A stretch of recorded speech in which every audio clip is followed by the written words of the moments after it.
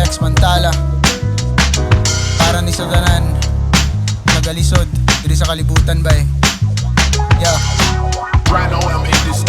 salig lang gid palangga kay Ginoo. Yo, parehas nga lawod ang ginasagubang, apan lahi-lahi nga bawod ang ginaatubang. Ang utok prisuhan ng makaikis imposible, ulipos kasing-kasing kaalam mo magsilbi. Mga luha ni dagayday ambot kung ano ba, humanaog nilabay na apan karon pa naguba.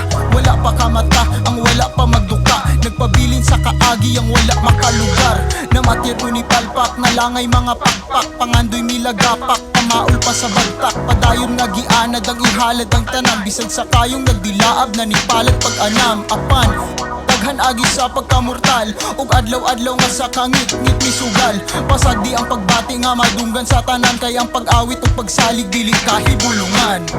Di ka dapat mabalaka, kung tanaw di mo maski pangga sila sa kinabuhi nga sunata. Sige arata sa pagdala, di ka dapat mabalaka, kung tanaw di mo maski pangga sila sa kinabuhi nga sunata.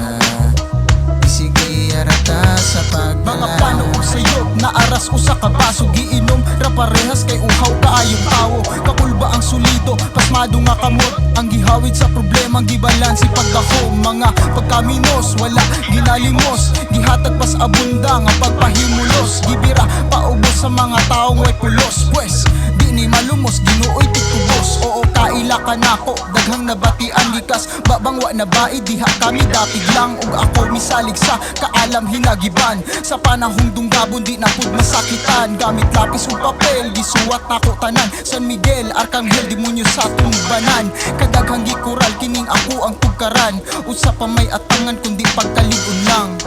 Di ka dapat mabalaka, kung tanaw di mo maski pangga sila sa kinabuhi nga sunata.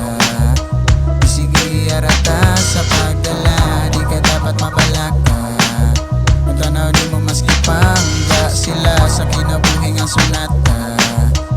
Sige arata sa pagdala. Yo, Lex Mantala, para ni sa tanan nagalisod diri sa kalibutan bay. Yo, salig lang